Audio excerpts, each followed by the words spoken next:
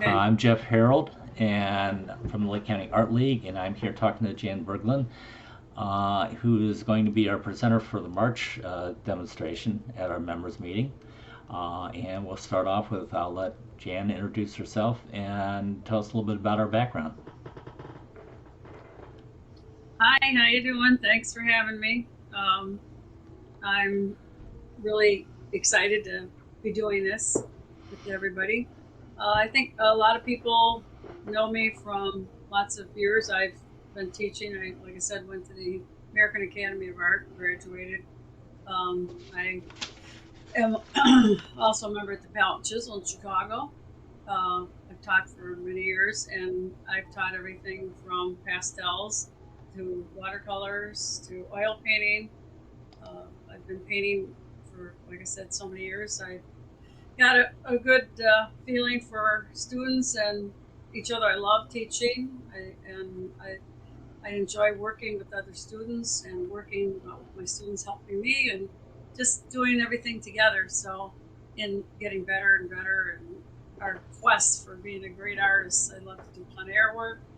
I've, obviously I've won some awards and some shows, plein air paintings or plein air shows. I've won a lot of things through the years. So too much to mention here, but basically that's my thing, and I'm going to be enjoying doing with your group some watercolor and pastel paintings. I started doing this several years ago, actually, quite a while, of doing watercolor and then putting pastel on top of it.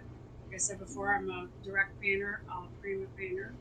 So it means I work in one session from start to finish, as opposed to coming back and it stays fresh. It's exciting. It's a little scary, but it's turns off awesome results because it's powerful in the colors and the application. So I'm looking forward to sharing that with everybody at the meeting. Okay. Now you work not only in pastel, but you also do some work in oil and watercolor. Uh, how do you decide which subject that you're going to use which medium on? Well, it basically it starts, I think, for me outside doing plein air. When you go outside plein air, obviously you can only have limited amounts of things you can have and do in a limited amount of time. So I look at subject matter and think, well, is this what's the power of this particular thing that I'm looking at that's intriguing me to paint it? And I kind of decide that it sounds funny, but that looks like a pastel. I'll be out west or wherever I go. I see things with a lot of clouds and beautiful colors in the sky and in the clouds. I might go with a pastel there because it's so strength in color. At the same time, and this applies to in the studio as well. But other times, I see something to me that is really soft or whatever. I think, well, I'd like to do a watercolor in this because it's a softer application, a softer effect. So that's how I kind of judge. I look at what I'm looking at that I'm excited about, and I kind of think, does this look like a pastel? Does it look, where it needs bright colors like a pastel gives, or does this look like an oil painting? It's very, very soft and gets great darks. That you don't can you can get with pastel, but you have a lot of uh, trouble with a lot of extra pastel dust and everything. So to me, then I would go with the oil painting. So Huh, okay. that's pretty much how I decide. So I work in, like I said, all of them all the time. Okay. What working in pastel? I think when you and I were talking before, I mentioned that this always reminds me of the French Impressionist Degas and Brisset and some of those artists, few artists that did pastel back then. Is Mm-hmm. that something that air those that movement did that in affect your decision to paint in pastel, or Oh, were I there think, other reasons? yeah.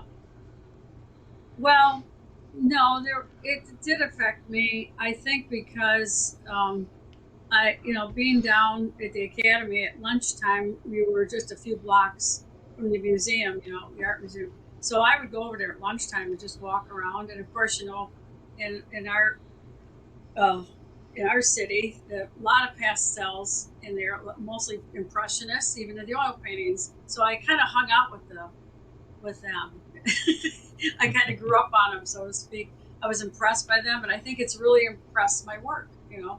I obviously was a big Van Gogh person, but yeah, all the impressionists are just were like they excited me so much, and I had access to them on a daily basis.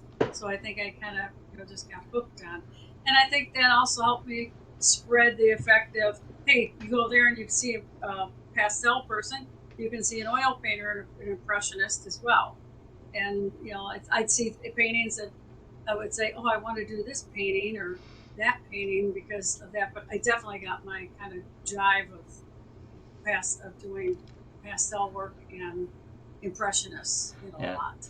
Did you have a favorite artist, one that you really admired most and sort of wanted to duplicate their Oh, effort or it, effect or?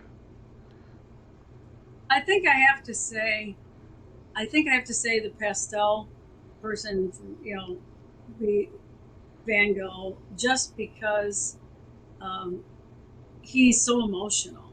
That's my other thing. I'm an emotional person, and I emotionally paint. I teach my students, also it's like we can look at a photograph, we can copy the photograph, we can do an excellent job, whether, whatever mediums you're working in. But if you're not passionate about your painting, there's no feeling in your painting going out to the person who's viewing it. So Okay. I really stress that. And I think that's what Van Gogh did for me.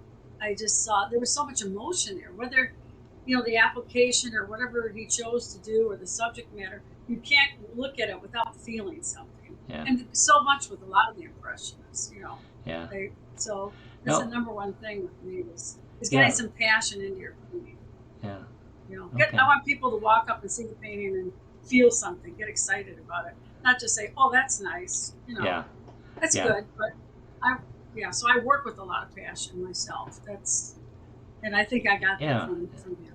And I can see some of that in your work too. Hmm. I got a couple pieces that you sent me that we're gonna show and I want to talk about for a second. Uh, Okay. but yeah, it's once you have a subject, something you like, like that scene in Colorado in the woods with the river and the little waterfall and the bear and what have you.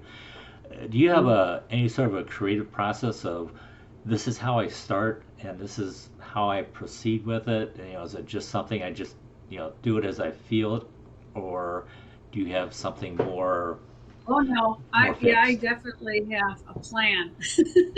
Even though I'm very loose like that, I guess it's years of training, and I have a plan of where I'm going to go and how I'm going to do it or whatever right off the bat. Um, I start thinking. I try not to think about the subject. I start thinking about whether the amount of stuff that's going on in there. If it's a very dark area or light area, how I'm going to treat that. It's just, I really, really work on doing a lot of thinking about it. And as I start, because I'm, like I said, a one timer on the easel, uh, I make careful decisions. Every stroke to me counts. It should be left that way, maybe even. I might go back and adjust it here or there. But for the most part, I want to be accurate, on the value, the color, the temperature, everything all in one thing. And then, nobody's perfect, obviously. I have to go back in there and do some things once in a while. But overall, that's what I do, whatever. So it's all Yeah. based on that. Yeah. So Okay. All right. I want to look at a couple pictures here and yeah. sort of look at I them. got a couple pictures If behind me too. I don't know if you can see that. yeah, let me do Yeah. this. You can see behind the background behind us there is your one picture that you sent me, pastel, and I really like this. And this is very excuse me. Hang on here just a second, because I want to make sure we can hear you.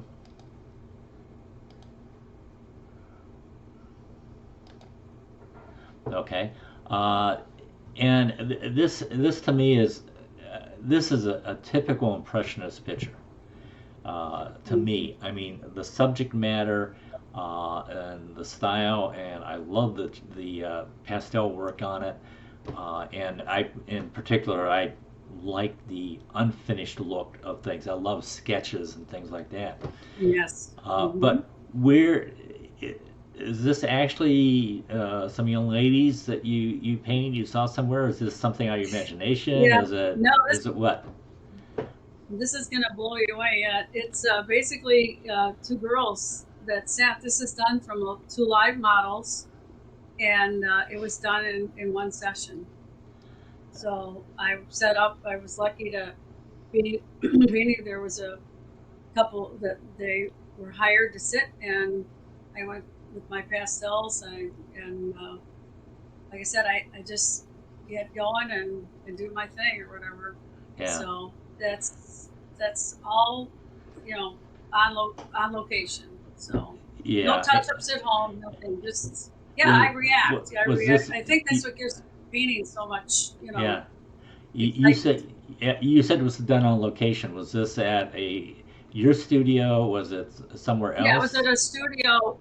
Yeah, I was in yeah, at a studio with several other artists, and like we do, and hire a model. Or in this case, there were two sisters, Yeah, and I just thought, you know, it was just try to define the the two, one, in her pose of she's thinking and thinking about the other one, and the other sister is off in another thought genre, whatever she's doing, and just the beauty of in the background. I just I take my pastels and just start going around there in the background, and yeah. you said because that's pretty much how I work is prima, so on location. Yeah, what I like about pictures like this is that you can see it. You actually see a difference in the character between the two people. Yes, that's Uh, what I said, it, emotion, right? yeah, one of my Yeah. favorite ones. I can't remember the name of the painting. Was by Degas. It was an oil painting, but was his brother-in-law and their family, and the Uh, composition and everything. It just told the whole story. You could see the relationship between the members of the family, and you could actually see the personality. You could actually determine the personality of the characters in it.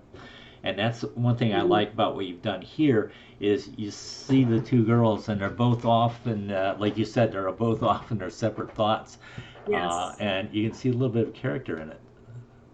Yeah, So I, I think every good painting, if you think all into history and is and there's some kind of like you were saying, people can look at it over and over and over again because you're drawn into it because like you were saying, you're thinking, well, what's she thinking? What's it, and what's going on there, and it gets you involved in the painting. yeah, And I think that's what makes a good piece of artwork. It's the difference between wow, that's great, and having no effect on anybody, yes, and having something that obviously I could do better at some of the drawings, but overall, it sets the mood and the feeling, and draws you into thinking about those girls. yeah, yeah, It's definitely. cool. Okay, I have another one here that I really like. I'd like to talk a little bit about here. And this one is a scene, and I don't. Is this out in like Colorado Yes, or this is done off my deck in Colorado. So wow, we have a house, a cabin up there, and we're at 10,000 feet. And so we have a beautiful, that's Continental Divide back there. And we have a beautiful view. Oh my gosh. And the sun sets, that's the west. So I yeah, get these beautiful, beautiful sunsets with the clouds. And I do a lot of these. hmm, And they're just, overwhelming, obviously, to capture that kind of thing oh out yeah, there. But I love painting these. I love painting these. yeah, Like I said, and I once again, this is direct painted. I just start these cases. I usually start obviously, in the sky and the upper area, and I just like I said, I go as I go. I work the top down. Maybe not the most suggested way of doing painting. But when you're putting it on once and pretty much leaving it there, that's what in the sky. That's what I Yeah. do. I start Yeah. just blocking. Take the pastels. Use a lot of Terry Ludwig's. I use Rembrandt, all kinds of stuff. But whatever it needs, I just Yeah. start blocking the color and the shape of the clouds, and the lighting. Obviously, is key to this. Um, I use that. I worked it on a diagonal, so your eye comes in off the side on the right and takes you up into the clouds, and then of course back the lightest area down at the bottom, contrasting against the foreground and the darks, is to highlight the center of interest. Yes. So Yeah. I think a Well, lot about all these things when you yeah, do. what I like about this is in particular the sky and the way through Mm-hmm. your pastel strokes you've created the illusion of movement in the Yeah. sky and the clouds, and that to me is a very important part of this picture, along with the colors. I mean, the colors are just fantastic, especially in the sky. Uh, Oh, I know. uh, That's but why I it, like direct painting. yeah, No layering. You don't muddy up stuff. It's yes, yes, yes, obviously they, no one's perfect. We have to control things, stuff, get it, oh, I made that blue a little dark, but everything has a purpose there of, like it's softer up in the corner uh-huh, there, so your eye doesn't run up to that corner, and yep, blue up there on the right, yep. and keeps your eye focused. Your stronger lines are in the middle, and but like I said, using color like that, just straight up, it just stays so strong, and I just love it. I Yeah, really do. actually, as you're talking about that, you remind me of what we do in photography a lot, and it's called Veneting. And Mhm. the idea is that you darken the corners and the edge just enough that it's not obvious, but Mhm. it affects the way the person views the picture, so that it captures their attention in the center of the picture and sort of keeps them Right, there. And that's one of the things I right. like. The other thing, the use of the light colors and the brighter colors in the lower clouds, that to me just screams, look at me. And Yeah, and that's to me is where all the excitement and movement is in this picture, is in those clouds, the whole center of the picture here, which is, that's yes. what you should be doing as far as I know. Right, it takes right. And you're right. I like the darks I have at the bottom there where the tree lines Yeah, are, keeps the viewer looking up, yeah, into that's the darkest dark. And if you notice, I even the colors that are in the darks down there in the areas where there isn't trees, it's that same color that I repeated up above, in yes, that cloud. See, they're yes, purples, they're light purples. And what do I do on the center of interest one? I put some of the light purple color like reflecting up into that yeah, so it stays connected to the ground. And then at the same time, the sharpest thing is the sharpest line I have in the entire painting is on the next cloud up, the one that has the dark, has the yes, darkest edge. yeah, up there in the And center that's my there, center yeah, of interest. So I have my lightest light and my darkest dark there. And then I take it down, like I said, to some of the colors that are actually going to be under it. And then I repeat those without hardly seeing them into the foreground as well. So it stays unified as a painting. yes, Lots of yes, fun though. yeah, oh yeah. Oh yeah, it's actually excellent. And like you say, the dark bottom, the mountains and the forest, one in the bottom, again, Yeah. like you say, it sort of keeps people up in the center part where you want their viewing to be, Right. but it also creates a solid bottom. You feel a bottom to the That's picture. right. The weight. Okay, It's it got a yeah, weight down there. yes, wait, So we yes, have not much yeah, weight excellent, up in the yeah, sky. yeah, So, and okay, even coming in off the corner to doing diagonal lines there, up in the right corner, it takes your eye into that cloud yes, mass. yep, And once you get into the cloud mass, you see there's none of those diagonal lines yes. anymore because you've got the viewer captured there. So, Yeah, but there's also enough movement in there. For example, the left center, the brighter yellowish portions of the cloud, along with some other yeah, ones, they sort of create a little bit of motion in there and sort of trapping your view in there. So, yeah. So I really like this one and the way it Thank works. you. So, Yeah, it's all a right, like I said, the direct painting. You know, yeah, you get some strength, a lot of strength. yep, You know, if, yep, not to say that there aren't times you work and you don't get it, but okay, chances are you will. okay. You'll One get a one lot more more here. with that clean color. One more. Oh Okay, yeah, and this is please. the other one I liked. I mean, I titled it Cowboy for the purposes of the screen here, but uh, what's the story behind this guy? Is there anything? Oh yeah, He I got looks like an old stories. miner. He looks like one of those old Yes, miners from the I know, doesn't it? gold miners. Yeah, yeah. This is another thing. When we do go out to Colorado in the summertime, they have up in the mountains what they call a mountain man rendezvous, and people come from all over the country, and they get permission to be up in the mountains there, and in the area that they're up in the woods, that's you can only go foot or horseback, and like I said before, but the also thing is with this group, they set up there every year, and they go in period dress. Everything coming into the camp has to be of 1600, um, like if everything that they used in the 1600s, the miners, the people that were, the hunters and all that, they set up this whole thing. And to get in a camp, you have to be in period dress. You can't even have a flashlight. You can't have, anything that wasn't there in that year, in that decade.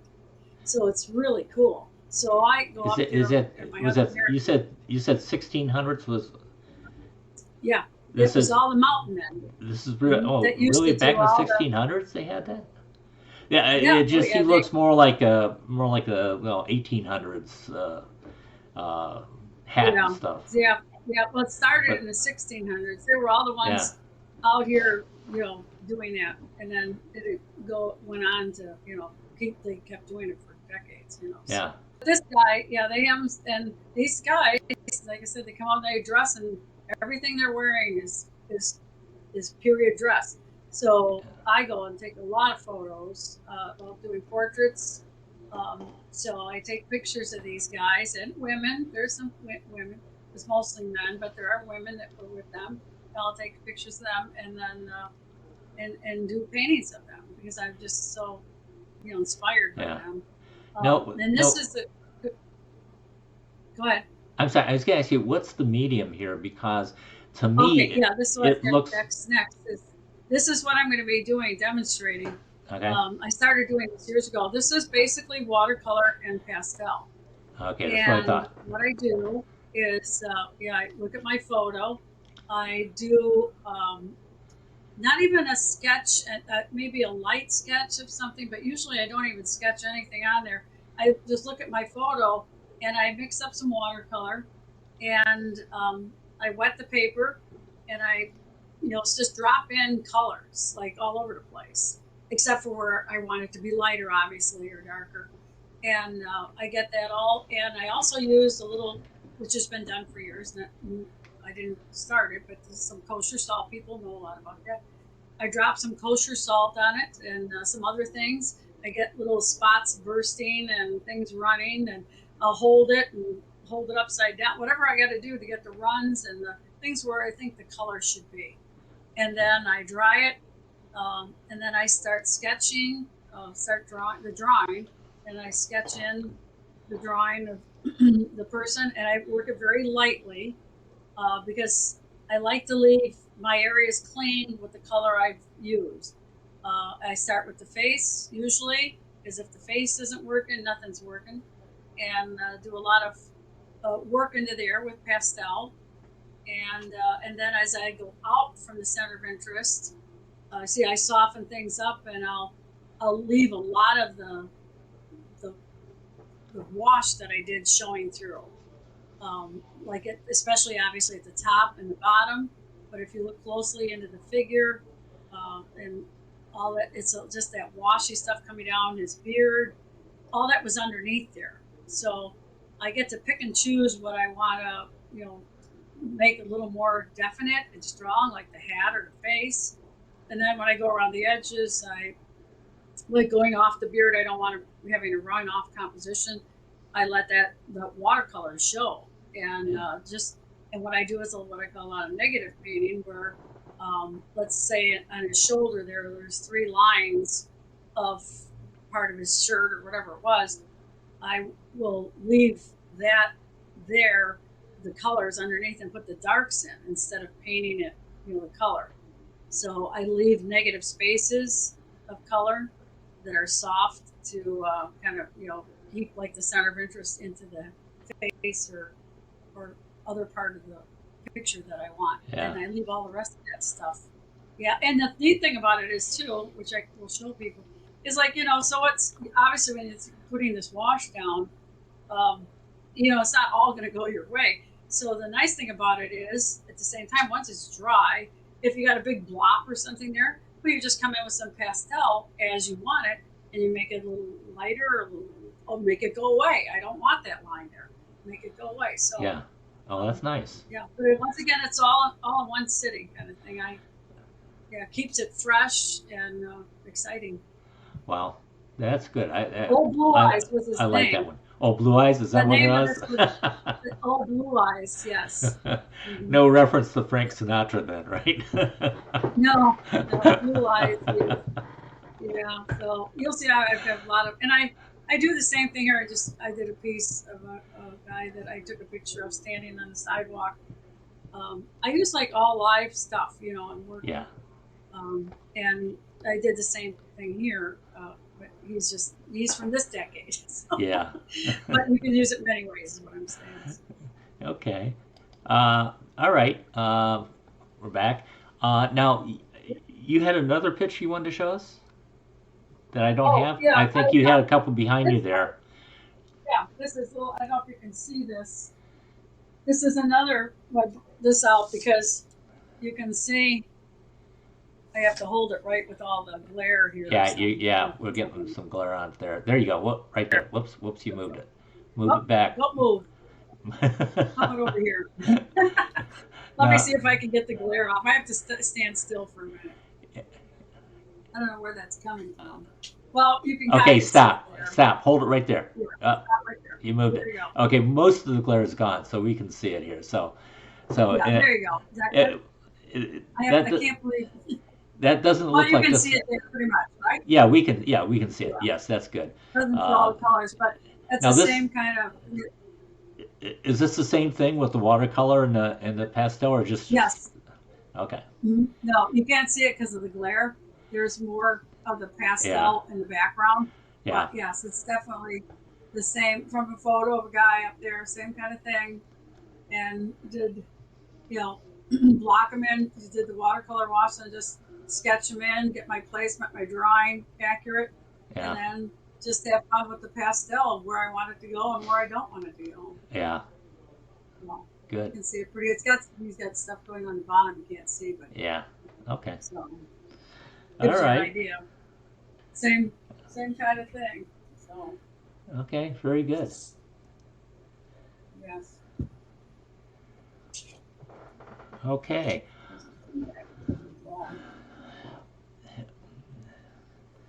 I do all kinds of things. This here, this is a watercolor wash. This doesn't have any glare on it. Maybe you'll see it a little better. Oh yeah. Oh yeah. Definitely. Oh, Yeah. that's just straight This is done watercolor. same thing once. I'm trying to get in Move, the right move, move to direction. your left a little bit.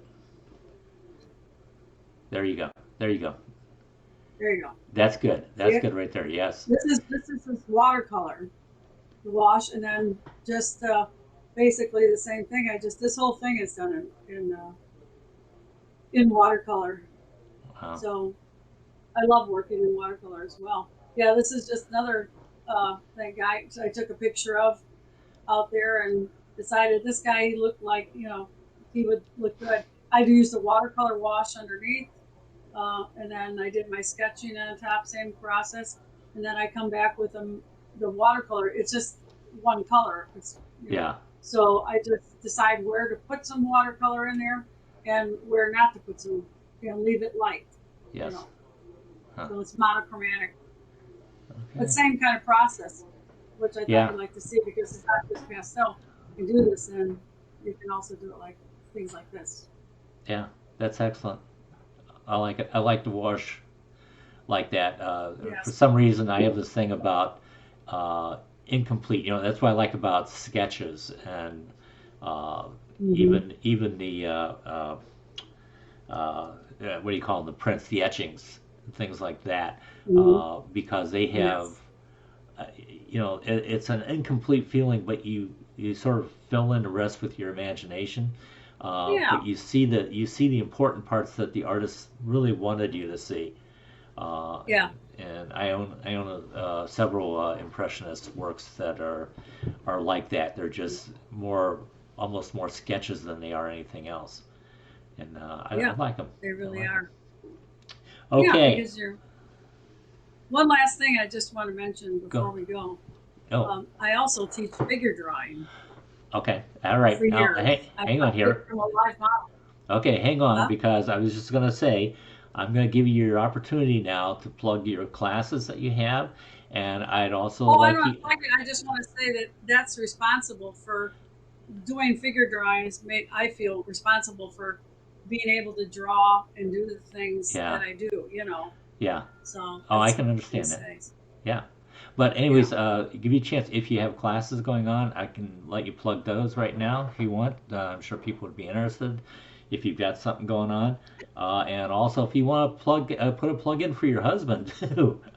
I I I think Yeah. uh, I think the other members might be interested in looking him up and seeing his work and everything. Because what you Oh, showed for me, that was sure. Yeah. They excellent. will. I mean, that was fantastic. Oh, So he does beautiful work too. Yeah. He's I'm a little more impressionistic, obviously, and but he's very detail oriented and very exact in his beautiful stuff. So, okay. but yeah, I will tell you Okay, you need his. to move to your right a little bit. You're getting out of the I frame got to there. get back again, right?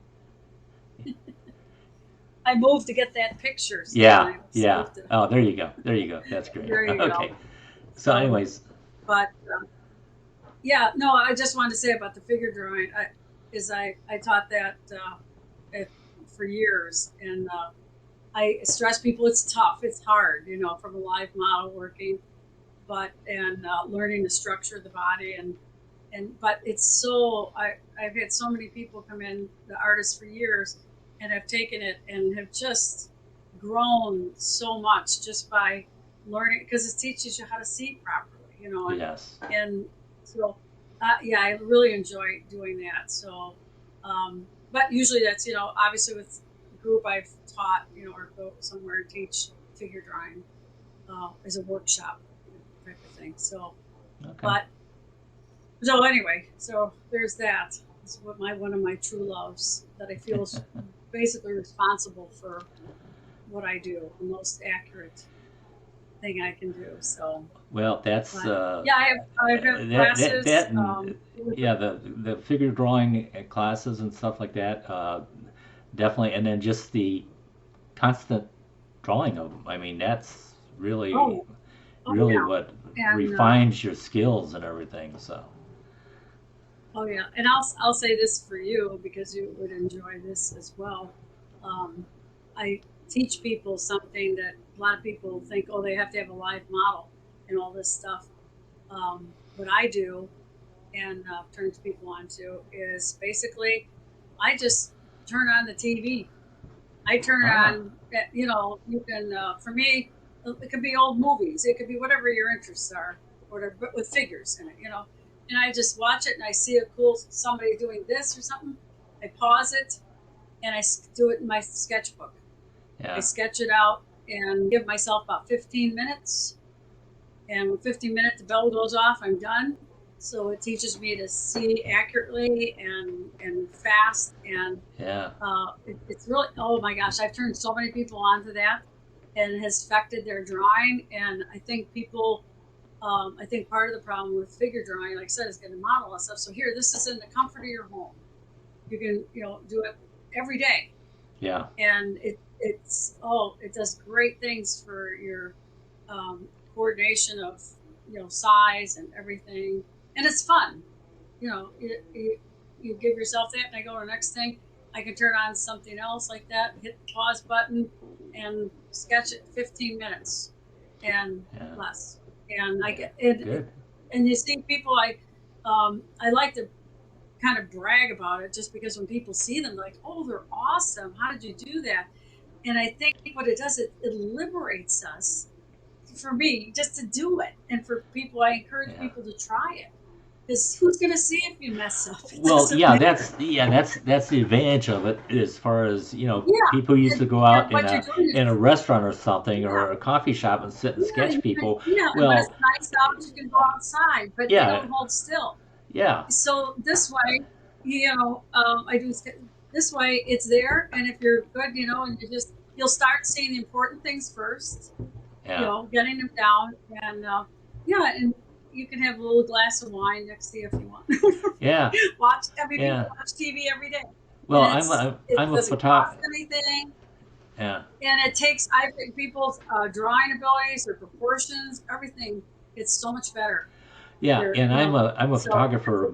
But back in my 20s, I decided to take up try some art, and I had a figure drawing class. And but what I would do is I look at some of the old masters, and yes, I take faces out of the old masters, and then the other thing I was yeah, doing was looking into magazines like Time and Look and what have you for current people, and I would right, sketch from those. I would draw from those, and I got yeah, relatively good at it. Now that's been at least 5 years, maybe yeah, from my 20s. yeah, I've been yeah. 35 for about 30 years now. So, Oh, we all but have. We yeah, all have. yeah, but yeah, that's a long time ago. So I've recently started drawing again, but more in line with doing some illustrations for my wife's children's book. But yeah, back then, we didn't really have that technology that much in order to do that. No. What you're saying, but now, yeah, now you've got Yeah, the we used to draw technology for to do that. magazines and stuff like that. Yeah, Yeah. And that's yeah, good too. But this is just nice because it forces you to get it, instead of giving yourself an unlimited amount of time, you have to really, just get your eye going and learning figures and learning how proportions and drawing. So yes, yes. I'm It's always key into to something. it. So no, Okay. and I do, yeah. And I hope with the pandemic, now I have a group right now going. I also have people. We're coming to the studio here, and I give lessons at the studio. Oh, good. Okay, So so they can contact you through Facebook if they want a lesson or lessons. I'm on Facebook is probably the best thing.